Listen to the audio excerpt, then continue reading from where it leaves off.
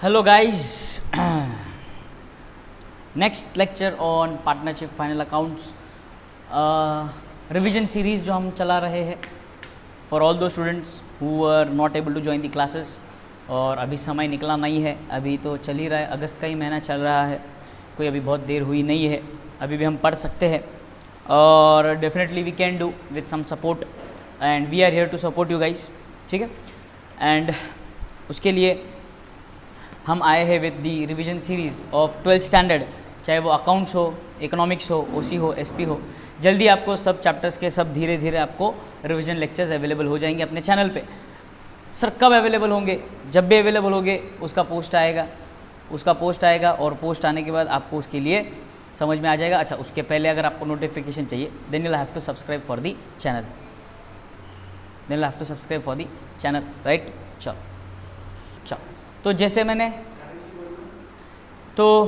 जैसे मैंने डिस्कस किए थे जितने सारे एडजस्टमेंट्स, वो कुछ इंपॉर्टेंट एडजस्टमेंट्स अपने को डिस्कस कर लिए थे हमने।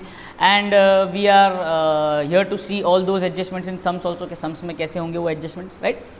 तो उसके लिए आज मैं इलस्ट्रेशन 5 ले रहा हूँ, जिसके अंदर अपना कौन सा एडजस्टमेंट कवर होगा, एक करंट अकाउंट वाला एक सम कवर हो जाएगा, बराबर। इसके अलावा और ये जो को 2 हिडन एडजस्टमेंट था, ये वाला हिडन एडजस्टमेंट कवर होगा। कल के भी लेक्चर में एक हिडन एडजस्टमेंट कवर हुआ था, इसमें आरडीडी, जिसमें ओल्ड आरडीडी दिया हुआ था, वो एडजस्टमेंट कवर होगा। क्या हुआ इसको? ठीक है, पार्टनर्स के रिलेटेड एडजस्टमेंट्स कवर हो जाएंगे आपके इसमें, बराबर। तो अच्छे खासे एडजस्टमेंट इसमें कवर हो रहे हैं। तो चलो let us start with the sum then.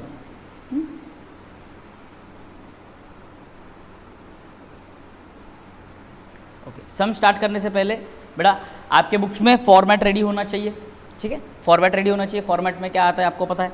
First page अपना पूरा ट्रेडिंग अकाउंट रहेगा, सेकंड पेज पूरा अपना प्रॉफिट एंड लॉस अकाउंट रहेगा, थर्ड पेज पे बैलेंस शीट बनेगा और बैलेंस शीट के साथ कैपिटल अकाउंट बनेगा, बराबर है।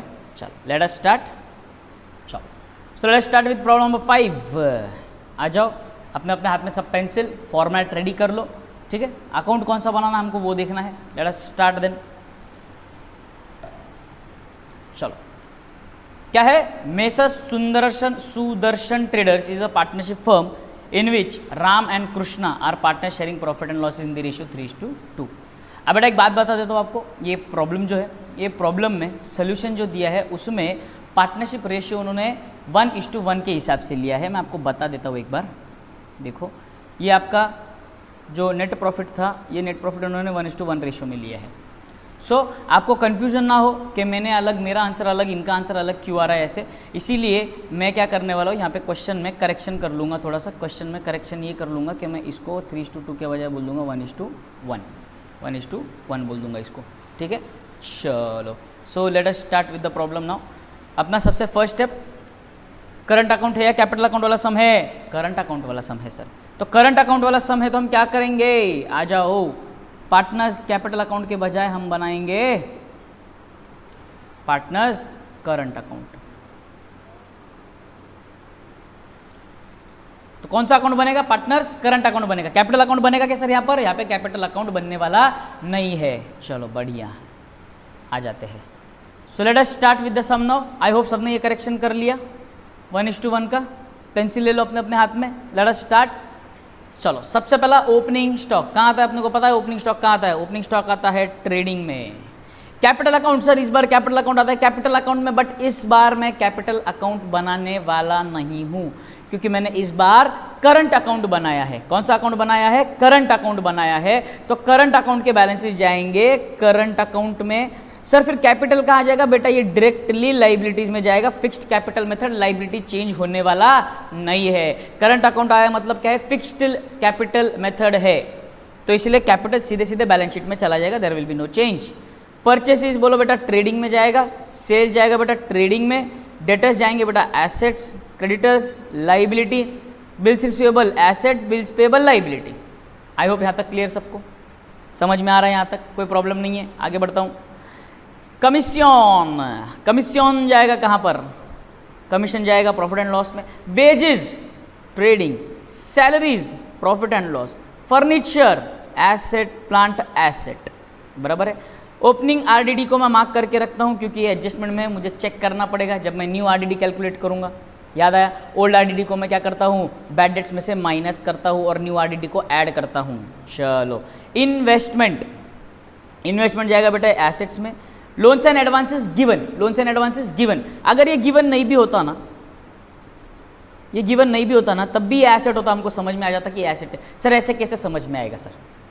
बेटा लोन्स का हमेशा बैलेंस होता है क्रेडिट, क्योंकि वो मेरी उधारी है, लाइबिलिटी है, मुझे वो पैसे चुकाने हैं।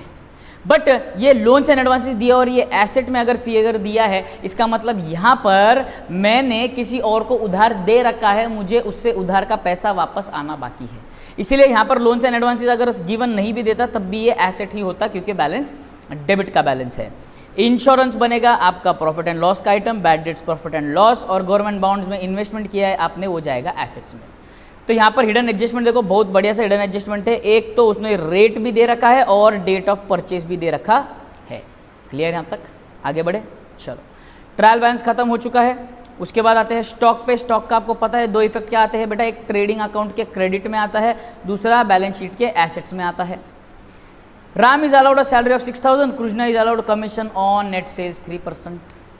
तो ये मेरे प्रॉफिट एंड लॉस में आएगा, दोनों मेरा खर्चा है, सैलरी और कमीशन टू पार्टनर्स, और दूसरा इफेक्ट जाएगा इनका करंट अकाउंट में, क्रेडिट साइड, करंट अकाउंट के क्रेडिट साइड। पार्टनर्स को देना है ना, interest on drawings, interest on capitals, ये सारी चीज़ें मैंने एडजस्टमेंट बताई थी आपको।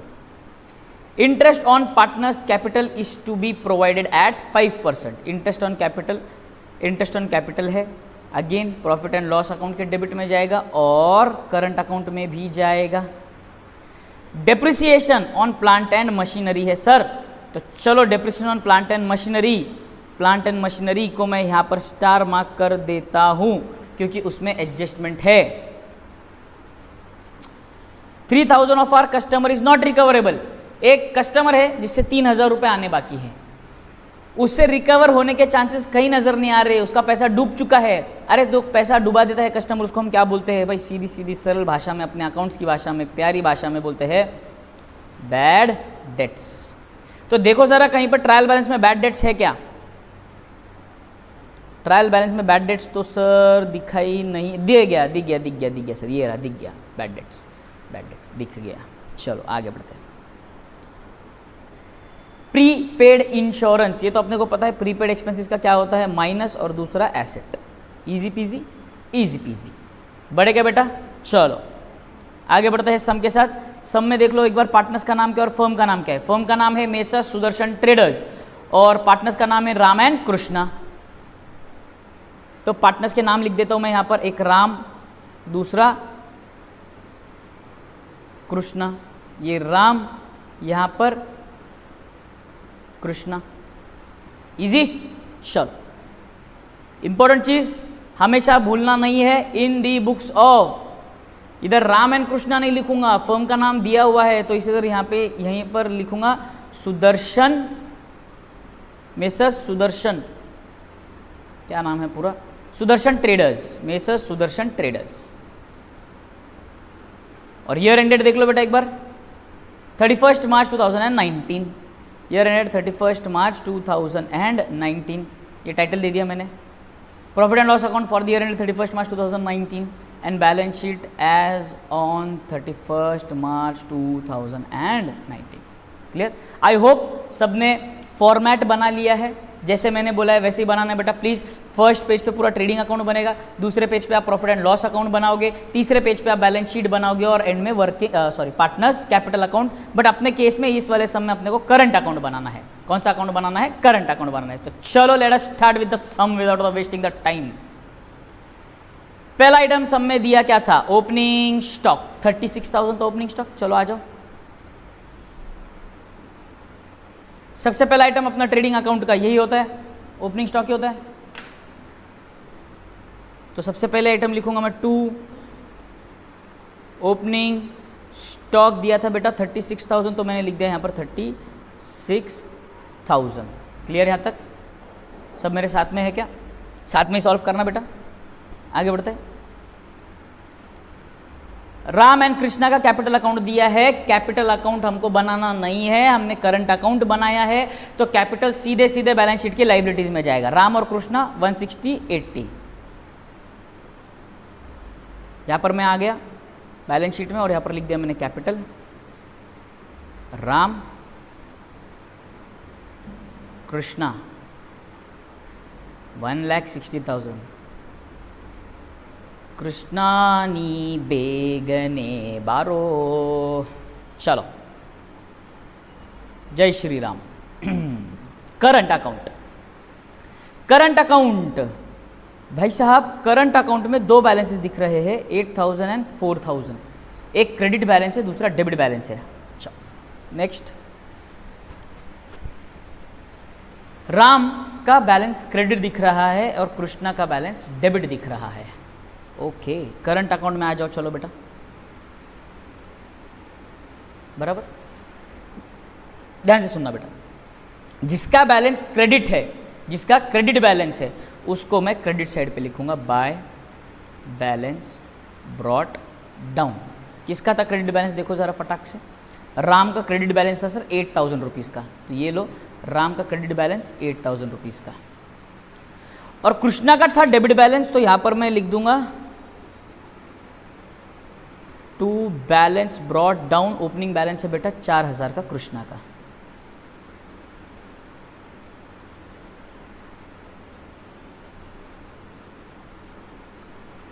सब मेरे साथ में है क्या? वेरी गुड, बढ़िया। चलो आगे बढ़ रहा हूं मैं। We are done with this and this also. Purchases दिए बेटा 1 लाख रुपीज़, परचेसेस में कहीं पर कोई एडजस्टमेंट नहीं है, तो परचेसेस सीधे आउटर कॉलम में लिखूंगा 1 लाख रुपीज़, और सेल्स है 2,08,000, तो दो आइटम पढ़ लेता हूँ, दोनों लिख देता हूँ एक साथ, है ना। परचेसेस क्या है, टाइम सेव होगा। एग्जाम में बहुत इंपॉर्टेंट चीज़ क्या है, टाइम सेव होना चाहिए।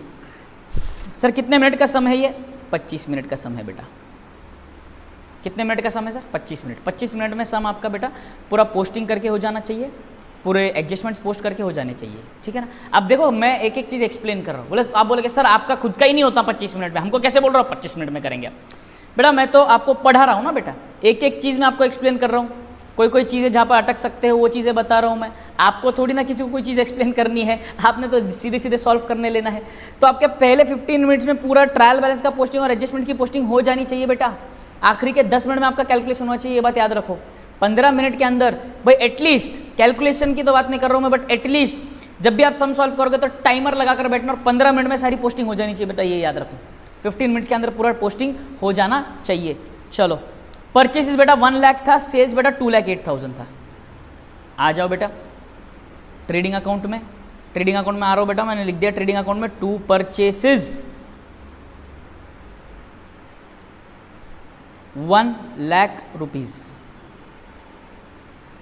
बाय सेल्स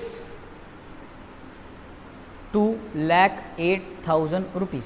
आगे परचेस और सेल अपने ट्रेडिंग अकाउंट में बेटा, परचेस और सेल आगे बेटा, सब मेरे साथ में है क्या? चलो बढ़िया, let us start.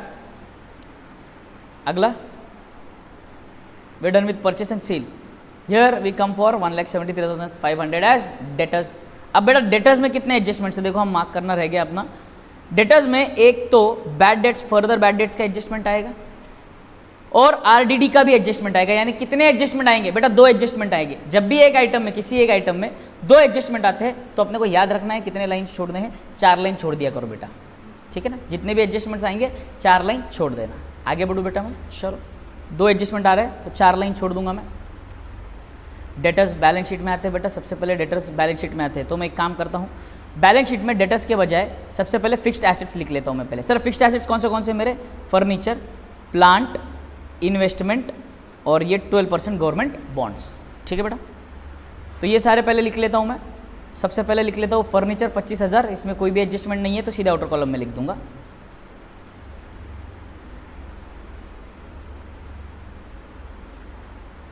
Furniture 25,000,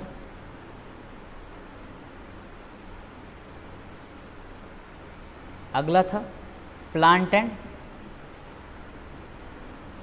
machinery बेटे कितना दिया है प्लांट एंड मशीनरी बेटा? 63,000 दिया है। आ जाओ, 63,000 मैं इस बार इनर कॉलम में लिखूंगा। क्यों सर? बेटा इसमें एडजस्टमेंट है ना बेटा, एडजस्टमेंट है ना डेप्रिसिएशन वाला? हाँ सर बराबर, सही बात है। फर्नीचर डन हो गया बेटा, प्लांट डन हो गया बेटा। इन्वेस्टमेंट देखो 10,500 है, एक लाइन मैंने ब्लैंक छोड़ दी एडजस्टमेंट के लिए, और नेक्स्ट लाइन पे लिख रहा हूं मैं इन्वेस्टमेंट। 10,000 था ना बेटा? क्या 10,500? 10,500 था बेटा।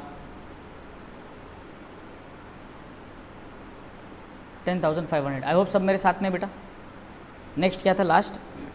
और एक एसेट था अपना ये 12% गवर्नमेंट बॉन्ड्स 15,000।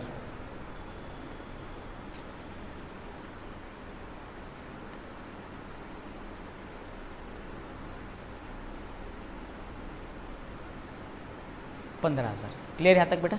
सर इसको तो हिडन एडजस्टमेंट में था ना सर, इनर कॉलम में क्यों नहीं लिखा? बेटा इनर कॉलम में भी लिख सकते हो, it is just a matter of presentation. इसका जो भी इंटरेस्ट, आउटस्टैंडिंग इंटरेस्ट रहेगा वो हमको इंटरेस्ट कैलकुलेट करना है, और अलग से मैं दिखाऊंगा interest receivable on government bonds. या तो आप गवर्नमेंट बॉन्ड्स में भी ऐड कर सकते हो, बट इट इज़ बेटर कि आप इसको अलग ही रखो, अलग से ही ट्रीट करो इसको, ठीक है ना? आगे बढ़े, चलो। तो बेटा ये भी हो गया है मेरा। अब आ जाते हैं डेटर्स पे। बेटा डेटर्स दिया था 173,500। ओके, गवर्नमेंट बॉन्ड्स के बाद मैं यहाँ पे लिखूंगा सन्ड्री डेटर्स 1,73,500 था बेटा, राइट?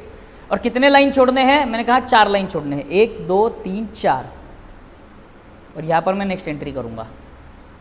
आगे आ जाते हैं, डन विद डेटर्स। क्रेडिटर्स बोलता है 41,800 है, क्रेडिटर्स बोलता है कितना है? 41,800 है। चलो आ जाओ, 41,800। लाइबिलिटी साइड पे आते हैं, यहाँ पर शायद करंट अकाउंट आ सकता है, एक हाथ दो करंट अकाउंट आएगा, तो मैं क्या करता हूँ 1 2 3 4 लाइन छोड़ देता हूँ। यहाँ पर मैं लिख देता हूँ सन्ड्री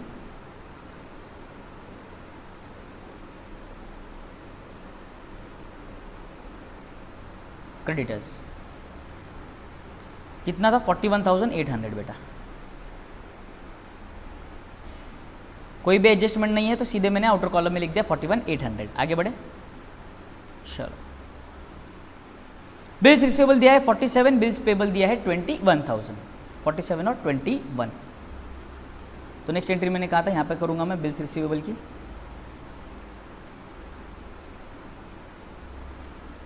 बिल्स रिसीवेबल था बेटा 47,000 रुपीज़। क्लियर यहाँ तक? दूसरा था बेटा यहाँ पर बिल्स पेएबल 21,000 रुपीज़। क्लियर यहाँ तक? डन। आगे बढ़े, चलो। We are done with 47,000 and this 21,000, यानी sundry creditors done, bills receivable done, bills payable done. Commission बता रहा है बेटा 2,800, डेबिट में बता रहा है बेटा कमीशन। तो डेबिट में बता रहा है मतलब ये मेरा खर्चा है, तो ये कहाँ जाएगा? मेरे प्रॉफिट एंड लॉस अकाउंट में जाएगा 2,800 का कमीशन। पहली लाइन ब्लैंक हमेशा प्रॉफिट एंड लॉस में। क्यों सर? ग्रॉस प्रॉफिट और ग्रॉस लॉस के लिए बेटा। तो कमीशन कितना था? 2,800।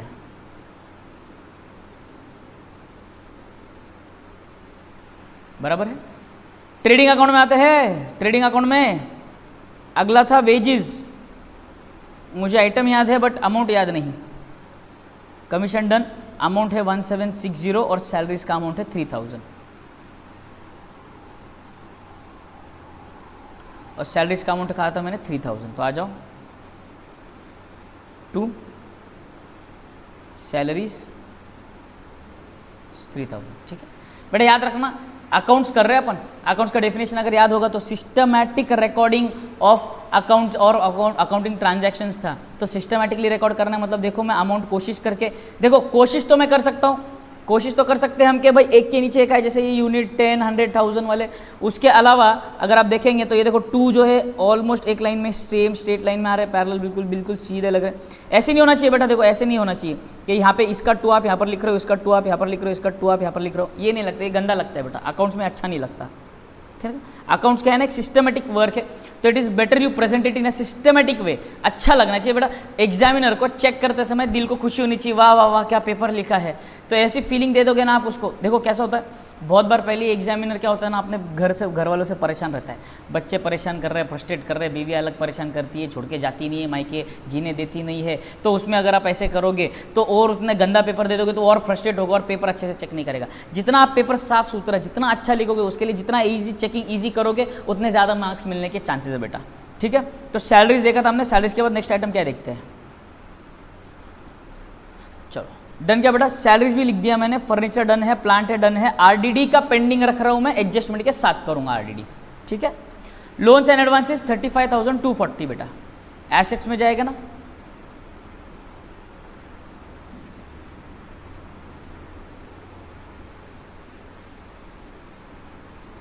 लोन्स एंड एडवांसेस लिख दिया बेटा मैंने 35,240। क्लियर यहां तक, तो I am done with this also. Insurance 2,500, insurance में मेरे ख्याल से एडजस्टमेंट था बेटा, यस एडजस्टमेंट था, तो इसको भी यहाँ पर एक मार्क कर देते हैं, इंश्योरेंस 2,500। आ जाओ, प्रॉफिट एंड लॉस का आइटम है, तो यहाँ पर मैं लिखूंगा, अरे ये क्या हो गया,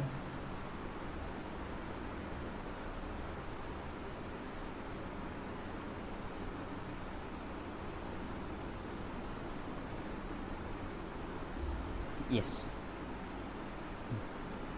क्या था बेटा, टू इंश्योरेंस, ये आ गया, अरे टू इंश्योरेंस बेटा, ठीक है ना। इंश्योरेंस कितना बोला था उन्होंने बेटा, 2,500 रुपीज बोला है, राइट राइट। चलो बेटा, टू इंश्योरेंस 2,500 इनर कॉलम में लिख दिया क्योंकि एडजस्टमेंट था उसमें। ये क्या हो रहा है, yes I am done with insurance बेटा। बैड डेट्स थे 500 रुपये के दिए हुए इन्होंने, बैड डेट्स 500 रुपीज़, राइट।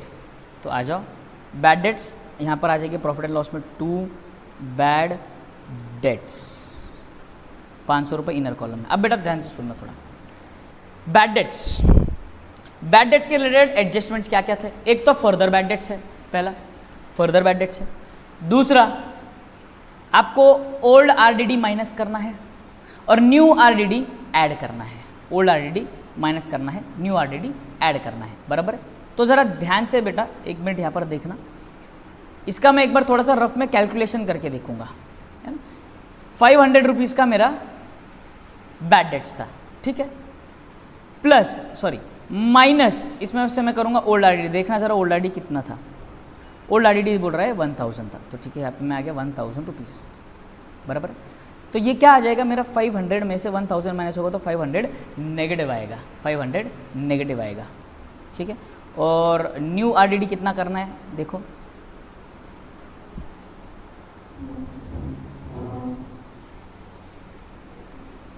$3,000 के और कस्टमर्स इरिकवर नॉट रिकवर वाले भी है। अच्छा न्यू आरडीडी बोला ही नहीं है बेटा, बढ़िया, न्यू आरडीडी बोला नहीं है, तो देखो यहाँ पर एक बार क्या होगा, इसमें सबसे पहले फर्दर बैड डेट्स ऐड होंगे 3000 के, 3500, इसमें से माइनस होगा ओल्ड आरडीडी 1000 का था, आउटर कॉलम में आएगा आपका 2000 रुपीज़, सॉरी 2500 रुपीज़ आएगा, ठीक है। ये मैंने क्यों कैलकुलेट करके देखा 2500 ना बेटा, तो देखो ये क्यों मैंने कैलकुलेट करके देखा, बस ध्यान से समझो बेटा, ये 2500 जो है ये पॉजिटिव आया है, बट अगर सर ये नेगेटिव आता तो, ये अगर नेगेटिव आता ना बेटा तो ये मैं प्रॉफिट एंड लॉस अकाउंट के क्रेडिट साइड में लिखता, कहाँ लिखता, प्रॉफिट एंड लॉस अकाउंट के क्रेडिट साइड में लिखता, ये बात ध्यान रखना। कभी भी प्रॉफिट एंड लॉस अकाउंट के डेबिट में जब भी ये सॉल्व करोगे आंसर, यहाँ पर मान लो 2500 आ रहा है तो आंसर सही है, बट अगर ये नेगेटिव में आ रहा है तो बेटा याद रखना इसको कट कर देना, कोई प्रॉब्लम नहीं, कट कर देना और यहाँ पर बाय कर देना, बाय बैड डेट्स, बाय आपका ओल्ड आरडीडी, उसमें से माइनस करेंगे बैड डेट्स, क्लियर, ये करना, नेगेटिव आया तो ये करना है अपने को, ठीक है, ये याद रखो। इसलिए पहले रफ में हमेशा कैलकुलेट करके देखना नेगेटिव तो नहीं आ रहा है, तो इस बार तो नेगेटिव नहीं आ रहा है।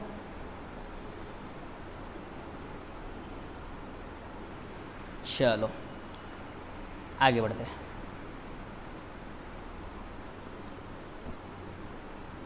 अच्छा मैंने पोस्टिंग खत्म कर दी है कि पूरी, यस बेटा पूरी पोस्टिंग मैंने खत्म कर दी है। अगर मैं आपको बताऊं तो अगर आप टाइम देखेंगे तो मुझे अप्रोक्सीमेटली 24 मिनट्स लगे हैं, मैंने हर चीज़ आपको एक्सप्लेन की, कोई ना कोई चीज़ एक्सप्लेन की, बीच में कुछ बात बताई, तो मान के चलता हूँ मैं 10 मिनट वहाँ पर लग गए, 15 मिनट में बेटा आपका पोस्टिंग हो जाना चाहिए, ये बात याद रखो। चलो एडजस्टमेंट्स पे आ रहा हूँ मैं अभी फटाफट। विथ एडजस्टमेंट्स है, एडजस्टमेंट के साथ आपकी पोस्टिंग 15 मिनट में होनी चाहिए। Stock on hand on 31 March is 38,000। इसके दो इफेक्ट बेटा, पहला इफेक्ट ट्रेडिंग अकाउंट के क्रेडिट में, दूसरा इफेक्ट एसेट्स में। 38,000 है, ये मैं आ गया ट्रेडिंग अकाउंट में, यहाँ पर लिख देता हूँ मैं by closing stock 38,000। Balance sheet में आऊँगा, यहाँ पर लिखूँगा मैं स्टॉक इन ट्रेड 38,000। क्लियर यहाँ तक सब मेरे साथ? बढ़िया।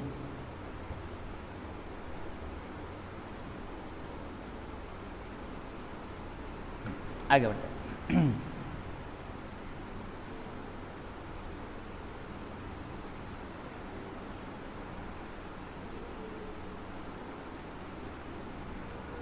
क्लियर यहाँ तक ना? ओके, ये हो गया है।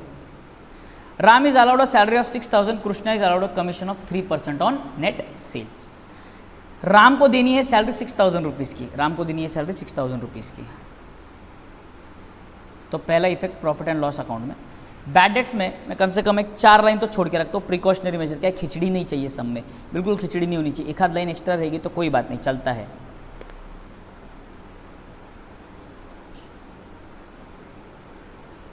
टू सैलरी टू राम, तो अमाउंट कितना था?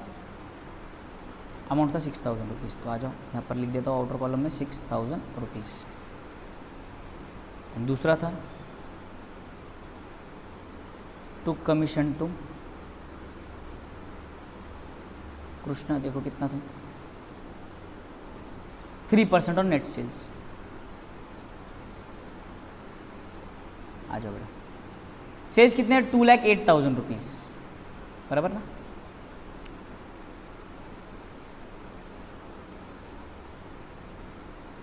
कैसे कैलकुलेट करेंगे?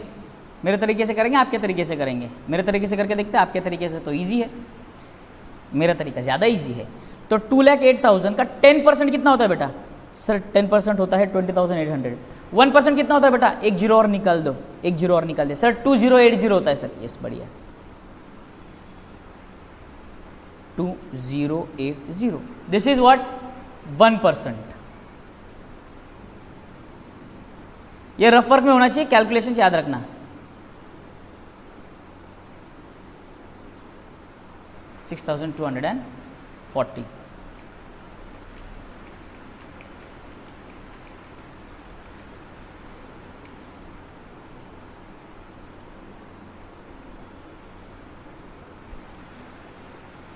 क्लियर यहां तक? चलो, ये दोनों को करंट अकाउंट में पोस्ट करना है। By salary 6,000 bye commission 6,240। Clear यहाँ तक सबको? 100%। आगे बढ़ूँ मैं? Sure. I am done with this. Interest on partners capital is 5% per annum. Interest on capital calculate करना है मुझे। आ जाओ, यहाँ पर लिखूंगा मैं 2 interest on capital P&L account में, क्योंकि खर्चा है मेरा। पहला है राम, दूसरा है कृष्णा। 5% बोला है ना, 1,60,000 का 5% कैलकुलेट करना। ध्यान से समझो, 1,60,000 का 10% कितना होता है? सर एक जीरो कट कर देते हैं, 16,000 होता है सर। तो 5% या 10% का हाफ है, तो 16,000 का हाफ कितना हुआ? 8,000।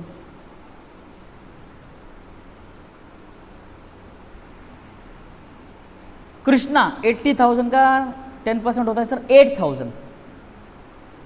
5% बोला है ना सर, तो उसका हाफ कर देंगे, हो जाएगा 4,000। बढ़िया, मतलब अभी जम रहा है आपको कैलकुलेशन, बहुत अच्छी बात है। ये कितना हो जाएगा? 12,000 बराबर है। करंट अकाउंट में आ जाओ, बाय इंटरेस्ट ऑन कैपिटल। कितना बड़ा इंटरेस्ट ऑन कैपिटल? एक का आया था 8,000, दूसरे का आया था आई थिंक 4,000, राइट। एक बार कंफर्म कर लेता हूँ। परफेक्ट, चलो आगे बढ़ू क्या? बढ़िया। इंटरेस्ट ऑन कैपिटल वाला एडजस्टमेंट भी डन है। अब नेक्स्ट बोलता है provide depreciation on plant and machinery 5%। 5% depreciation charge करना है अपने को। आ जाओ प्लांट एंड मशीनरी में आ जाओ। सबसे पहले 63,000 है प्लांट एंड मशीनरी का वैल्यू। 63,000 माइनस करेंगे डेप्रिसिएशन एट 5%, राइट। 63,000 का 5% कैलकुलेट करना है ना, तो 63,000 का 10% देख लो पहले, होता है 6,300। हाफ कर दो इसको, तो 6,000 का हाफ होता है 3,000 और 300 का हाफ होता है 150। 3,150, तो ये रो 3,150 माइनस करना है डेप्रिसिएशन का। 63,000 में से 3,000 गया, 60,000 बच गया। 60,000 माइनस 150,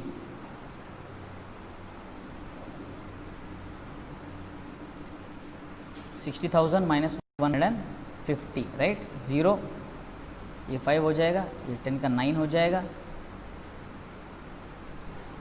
1 9 10, 10 माइनस 5 5, 9 माइनस 1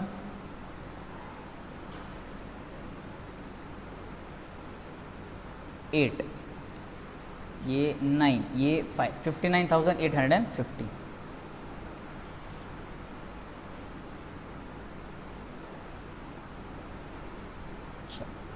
59,850 आ गया अपना प्लांट एंड मशीनरी। डेप्रिसिएशन है 3,150। आ जाओ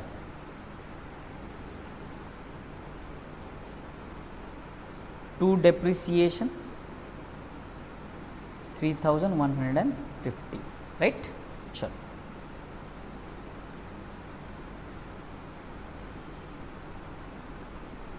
नेक्स्ट क्या है एडजस्टमेंट देखो। 3,000 from our customer is not recall, मतलब एडिशनल बैड डेट्स थे। बैड डेट्स में आता हूँ, यहाँ पे लिखता हूँ प्लस फर्दर बैड डेट्स 3,000, कितना हुआ 3,500, राइट। और यहाँ पर मुझे माइनस करना है ओल्ड RDD 1,000 रुपीज़, तो आउटर कॉलम में आ जाएगा मेरा 2,500 रुपीज़। क्लियर यहाँ तक? आगे बढ़ते हैं। इसका दूसरा इफेक्ट डेटर्स में माइनस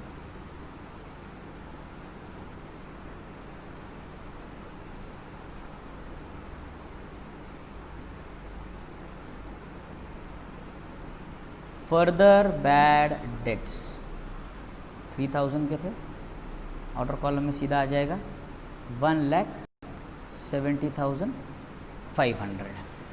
क्लियर यहाँ तक? तो 3,000 क्यों फर्दर बैड डेट्स के बारे में कुछ बोला नहीं है। अगर फर्दर बैड डेट्स बोलते कि भाई 5% कैलकुलेट कर लो, 2% कैलकुलेट कर लो, तो मैं बोल रहा हूँ तो अगर वैसे बोलते तो मैं क्या करता, यहाँ पर 170,500 लिखता, इसका जो भी 3% या 5% जो भी होता वो मैं कैलकुलेट कर लेता, और वो कैलकुलेट करने के बाद यहाँ पर बैड डेट्स में मैं यहाँ पर ऐड कर देता न्यू RDD, और बाहर के कॉलम में अमाउंट आ जाती। क्लियर यहाँ तक सबको? चलो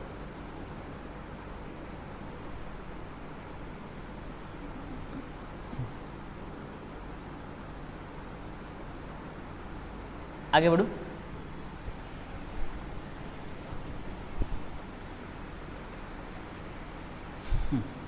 ये भी डन है। प्रीपेड इंश्योरेंस है 500 रुपीज़ का।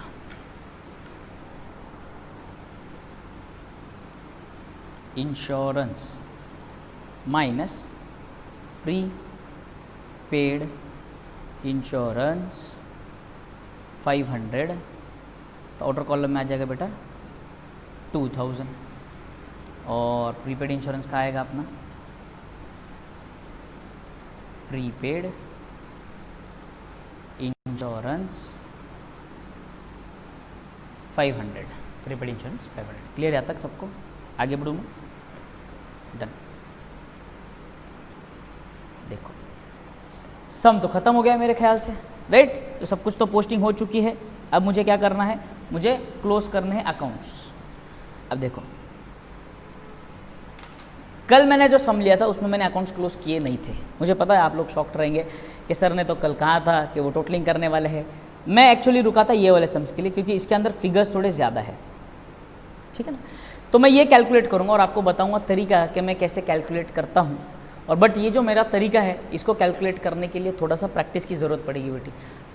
प्रैक्टिस, अगस्त का महीना चल रहा है, अपने पास बहुत समय है, अपन आराम से प्रैक्टिस कर सकते हैं। हर सम में प्रैक्टिस कर सकते हैं, पार्टनरशिप में, एडमिशन में, रिटायरमेंट में, डेथ में, डिसोल्यूशन में, बिल ऑफ एक्सचेंज, हर जगह आप अपनी इसको ये प्रैक्टिस कैलकुलेशन की प्रैक्टिस कर सकते हैं, बराबर है? तो वो मैं जो ट्रिक बताने चला हूँ, वो जो तरीका बताने चला हूँ कैलकुलेशन का, वो ध्यान से देख लो बेटा मैं कैसे करने वाला हूँ कैलकुलेट, ठीक है? अब थोड़ा सा समझो कि मैं कैलकुलेट कैसे करूँगा। देखो अभी मैं कैलकुलेशन कैसे करते हैं ना वो समझा रहा हूँ, ध्यान से सुनो। मैं क्या करूँगा, मैं सबसे पहले जो लैक्स के फिगर्स होते हैं ना उनका टोटल लूँगा, फिर जो 10,000 के में फिर जो फिगर्स होते हैं उनके टोटल लूँगा, फिर मैं जो थाउजेंड्स में होते हैं उनका टोटल लूँगा, फिर हंड्रेड्स के टोटल लूँगा और फिर चिल्लर के लूँगा, है ना? 50 रुपये, 54 रुपये, 30 रुपये, 36 रुपये, 38 रुपये, ऐसे जो आते हैं उनकी चिल्लर की अलग से टोटलिंग लूँगा, ठीक? अब ध्यान से देखना मैं कैसे ले रहा हूँ टोटल। अब मैं अगर ये पहले सिंपली दो आइटम है यहाँ पर सिर्फ, बराबर है? तो इन दोनों का ही टोटल ले रहा हूँ मैं। ध्यान से देखो कैसे कर रहा हूँ मैं। सबसे पहले लैक्स का टोटल, यानी कि यहाँ पर कितने लैक्स है? 2 लैक्स है, तो यहाँ पर मैं सिर्फ लिखूंगा 2 लैक्स, ठीक है? उसके बाद फिर मैंने कहा सिर्फ 10,000 के टोटल लूंगा। किसके टोटल लूंगा? 10,000 के, यानी कि जो 10,000 में होते हैं, बराबर ना? जैसे 30,000, 40,000, 50,000, 80,000, 90,000 ऐसे। तो यहाँ पर अगर आप देखेंगे तो यहाँ पर देखो बेटा ये तो ये 2 लैक्स हो गया। ये यहाँ पर जो अगला फिगर है यहाँ पर ये 30,000 वाला है, तो सबसे पहले मैं यहाँ पे लिखूंगा 30,000 सिर्फ। सर वहाँ पे तो 38 है, मुझे पता है, मैंने 30 लिखा है, फिर भी सिर्फ 30,000 लिखा है। उसके बाद सिंगल थाउजेंड्स वाले, सिर्फ थाउजेंड्स वाला कितना है? 8 और 8, 8 और 8 16 कर सकते हैं क्या अपन? वो इजी कैलकुलेशन हो जाएगा ना। 8 और 8 16, 8 और 8 16, तो ये लिख दिया मैंने यहाँ पे 16,000, सिंपल। अब इसका अब यहाँ पर हंड्रेड्स और चिल्लर में तो कुछ है नहीं, तो डायरेक्टली टोटल ले सकते हैं अपन अभी आराम से। 1 2 3 और ये हो जाएगा 6, ये हो जाएगा 4, ये 2 46। ये क्रेडिट साइड का टोटल आ गया बेटा मेरा। अब मैं डेबिट साइड का टोटल लेने वाला हूँ, ठीक है? ध्यान से देखना वापस। 1 लाख है तो ये देखो मैं सबसे पहले लिख देता हूँ यहाँ पे 1 लाख, ठीक है ना? 10,000 में कोई है क्या? देखो 10,000 में है सर बेटा ये 30,000 है बेटा, सिर्फ 30,000। ये रहा सर 30,000, लिख दो आप यहाँ पर 30,000, ठीक है यहाँ तक? ओके। इसके बाद सिंगल थाउजेंड्स में कितने हैं? ये देखो यहाँ पर ये 6,000 है और ये 1,000 है, 6 और 1 7,000, तो ये आ गया यहाँ पर 7,000, बराबर। इसके अलावा अगर आप देखेंगे हंड्रेड्स भी है इसके अंदर, तो 760 है, तो मैं सिर्फ 700 लूँगा। ये लो यहाँ पर 700 और लास्ट में चिल्लर 60 रुपीज़ का लो टोटल 0 6। और हाँ कोशिश करके ये करो बेटा कि अभी यहाँ पे देखो मेरे से लिखने में थोड़ा सा गड़बड़ हो गया, ऐसे नहीं लिखना है। जैसे अभी ये 7,000 है तो इसको मैं प्रॉपरली 7,000 ऐसे लिखता हूँ। ये 700 है तो इसको मैं थोड़ा सा प्रॉपरली ऐसे 700 लिखता हूँ और इसको मैं 60 बराबर से थोड़ा सा बड़ा लिखेंगे तब भी चलेगा 60, बराबर ना? तो ये एक लाइन में आना चाहिए ताकि क्या है टोटलिंग में मिस्टेक ना हो, क्योंकि बहुत बार ऐसा हो जाता है कि अमाउंट्स इधर उधर हो जाते हैं, अपन यूनिट 10 100 ऐसे टोटल ले लेते हैं, वो गड़बड़ हो जाती है। वो नहीं करना अपने को, ध्यान देना है। 60 इसका टोटल आएगा 7, वापस इसका टोटल आएगा 7, इसका टोटल आएगा 3, इसका टोटल आएगा 1। 1,37,760 रुपीज़ डेबिट का टोटल है बेटा। तो लेट्स सी ग्रॉस प्रॉफिट कितना आता है मेरा? 2,46,000 माइनस 1,37,760, राइट? 6 को 5 कर दूंगा, ये 10 हो जाएगा, ये 9 होके ये 10 हो जाएगा, ये 0 10 माइनस 6 4 9 माइनस 7 2 5 माइनस 7 अगेन नहीं होता है, तो इसको 3 कर दूंगा, इसको 15, तो 15 माइनस 7 8 9 10 8 हो जाएगा, ये 3 माइनस 3 0 हो जाएगा, ये आ गया 1,08,240 रुपीज़ आपका ग्रॉस प्रॉफिट है। To gross profit, right. यहाँ पर एस्ट्रिक मार्क देंगे जिससे हमको पता चलेगा कि ये क्या है, ये बैलेंसिंग फिगर है। अमाउंट देखो कितनी थी, 1,08,240, 1,08,240, राइट। जो भी बड़ा टोटल था वो दोनों तरफ लिख दूंगा, विषय क्लोज। कितना था, 2,46,000, 2,46,000, यहाँ पर भी लिख दूंगा मैं 2,46,000। यहाँ तक मेरे साथ है सब लोग, ग्रॉस प्रॉफिट आ गया मेरा। अब मेरा काम क्या है, दूसरा स्टेप, ग्रॉस प्रॉफिट को ट्रांसफर करना है प्रॉफिट एंड लॉस अकाउंट में। तो आ जाओ यहाँ पे प्रॉफिट एंड लॉस अकाउंट में, और यहाँ पर मैं लिखूंगा बाय ग्रॉस प्रॉफिट। कितना है ग्रॉस प्रॉफिट, 1,08,240, तो यहाँ पर लिख देता हूँ मैं 1,08,240। मेरे ख्याल से अपना एक एडजस्टमेंट रह गया, हिडन एडजस्टमेंट, 12% गवर्नमेंट बॉन्ड्स वाला। तो इसके लिए अपने को एक वर्किंग नोट बनाना पड़ेगा बेटा।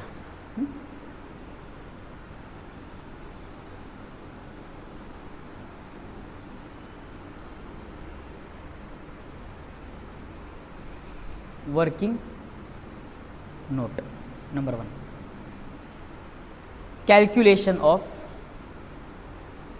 Interest receivable on government bonds, बराबर। कितना अमाउंट था देख लो एक बार गवर्नमेंट बॉन्ड्स का, 15,000, 12%, 1 जान,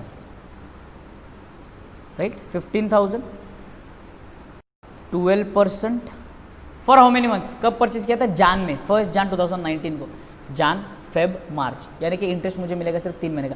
भाई अगर मैंने इन्वेस्ट किया है 3 महीने पहले तो इंटरेस्ट तो 3 महीने का ही मिलना चाहिए ना फिर। हाँ सर, 3/12, इजी।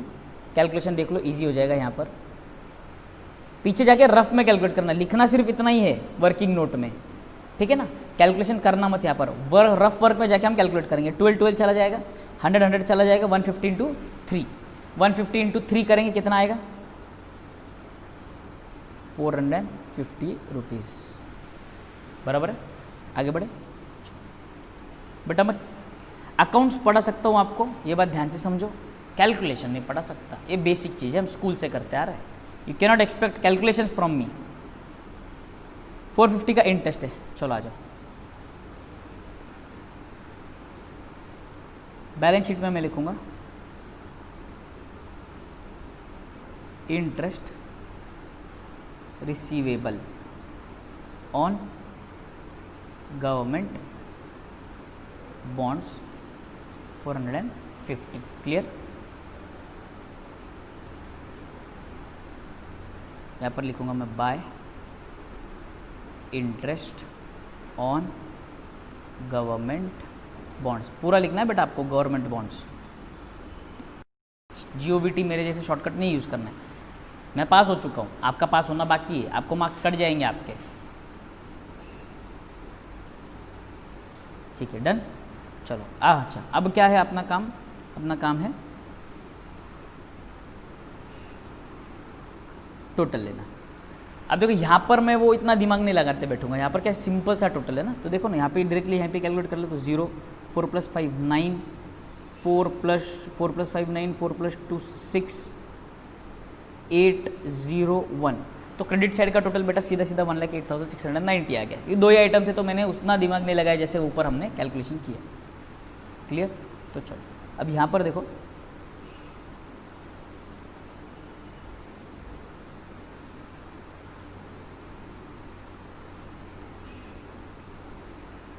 निकाल लेता हूँ,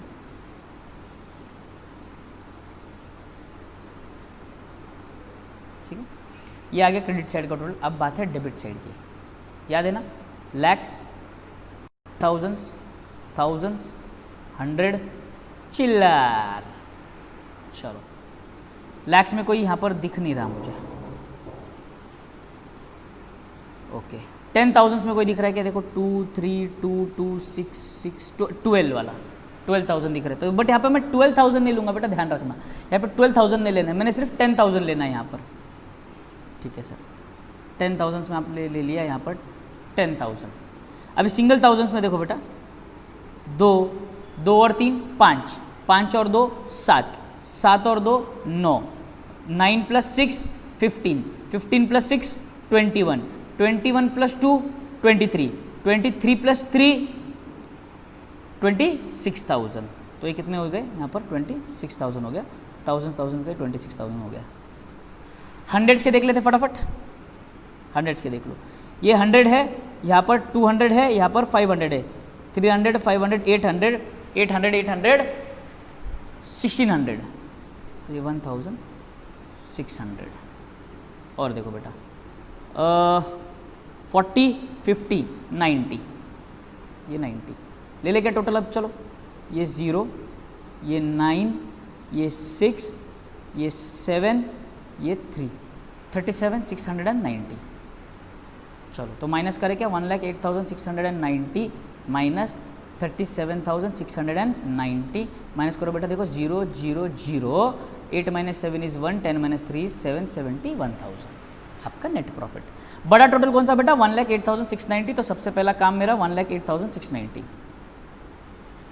यहाँ पर सबसे पहले मैं लिखूंगा 2 नेट प्रॉफिट बैलेंसिंग फिगर। कितना आया था मेरा, राम कृष्णा दोनों में डिस्ट्रीब्यूट करना ना बेटा। तो चलो कितना आएगा 71,000, बराबर ना 71,000। अब ये 71,000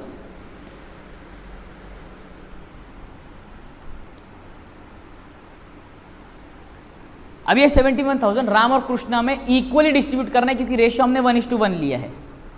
ध्यान से देखो 71,000 को डिस्ट्रीब्यूट करूंगा मैं डिवाइडेड बाय 2, कितना आ रहा है 2 3 2 5 10, 2 5 10 0 0, 35,500 ईच, बराबर। तो आ जाओ, तो यहाँ पर लिखूंगा मैं 35,500 35,500 इजी पीजी बेटा, इजी पीजी, बराबर। और यहाँ पर मैं क्या कर दूंगा, दोनों तरफ बड़ा वाला टोटल जो था वो लिख दूंगा, जो था 1,08,000 कितना 690 आई होगा, 1,08,690 1,08,690। थोड़ा सा मेरा खिचड़ी हुआ है बेटा, 1-2 लाइन छोड़ के अच्छे से लिखना, थोड़ा क्लियर साफ दिखे ऐसा, ठीक है ना। क्लियर यहाँ तक पक्का 100%। अब ये कहाँ जाएगा, करंट अकाउंट में जाएगा profit 35,500 35,500 by net profit 35,500 35,500, right. चलो कैलकुलेट कर लेगा टोटल फटाफट। पहले कृष्णा का ले लेते हैं। कृष्णा का कितना है 35, ये देखो यहाँ पर क्या करूँगा मैं, सबसे पहले ले लूँगा 30,000, उसके बाद ले लूँगा मैं सिर्फ थाउजेंड्स वाले, 6 और 4 10 और 5 15,000,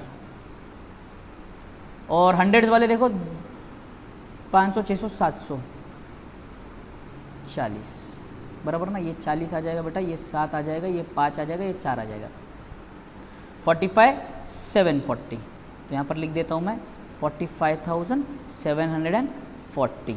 इसमें से 4,000 माइनस होगा, तो 4,000 जब माइनस होगा, देखो अब इसके लिए मैं रफ वर्क में जाने की ज़रूरत है क्या, 5,000 माइनस 4,000 किया तो 1,000 बचता है, तो यहाँ पर मैं कर दूंगा 45,740, ये टोटल हो गया।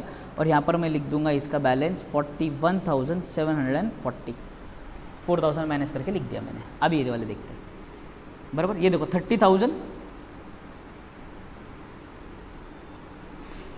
8 + 6 14 14 + 8 22 22 + 5 27,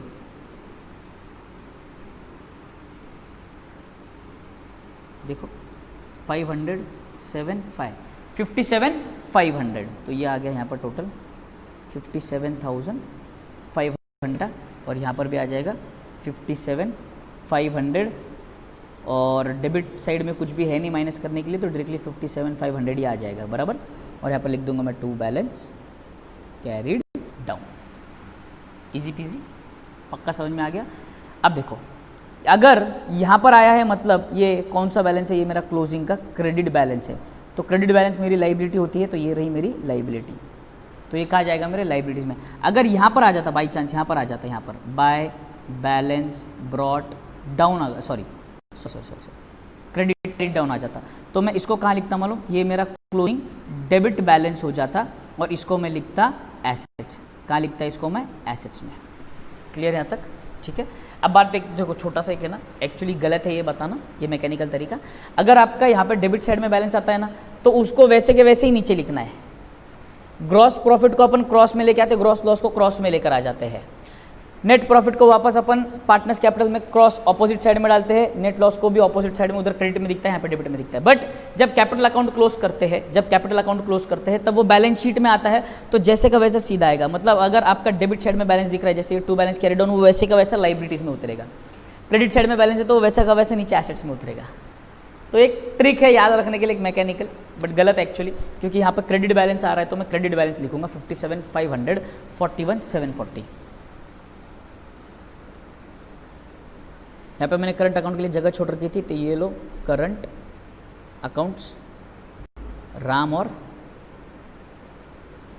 कृष्णा। एक बार अमाउंट देख ले, क्या मुझे याद नहीं है। 57,500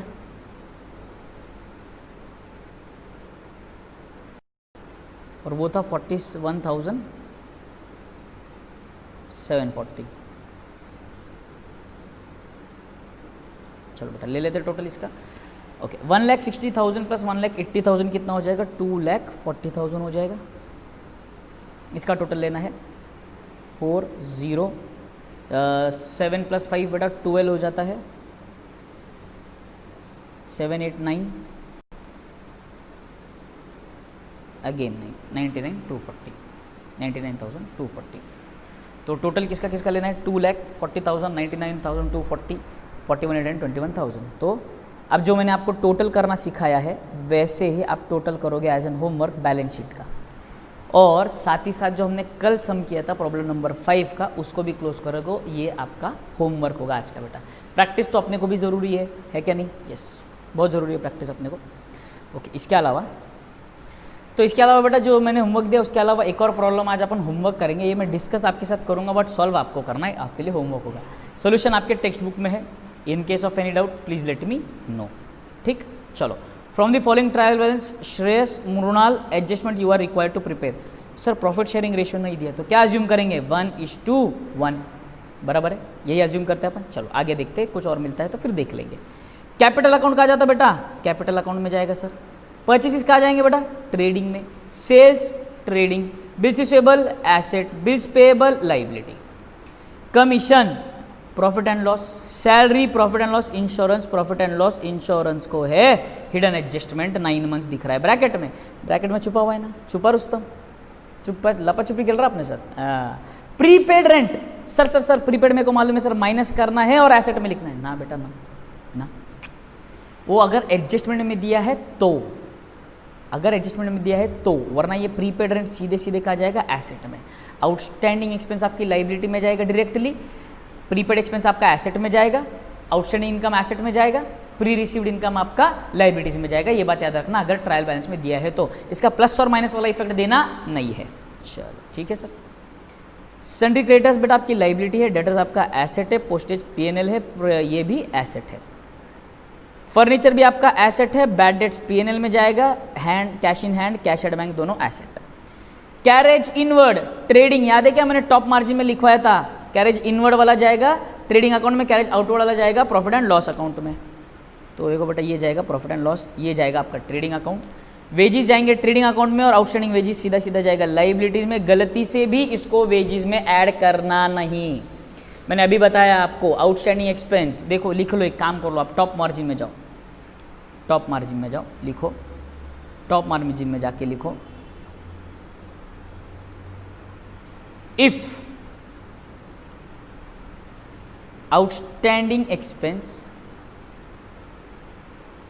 prepaid expense, outstanding income and pre received income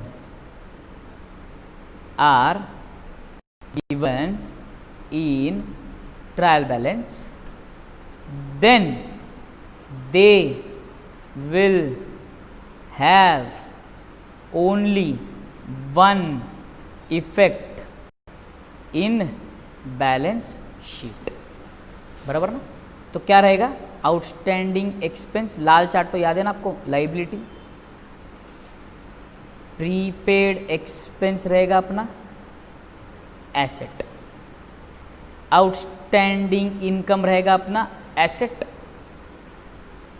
pre received income होगा अपना लाइबिलिटी। प्री रिसीव्ड इनकम दूसरा क्या नाम से आ सकता है? Advance income received in advance, या interest received in advance, commission received in advance, ऐसे कुछ भी नाम से आ सकता है।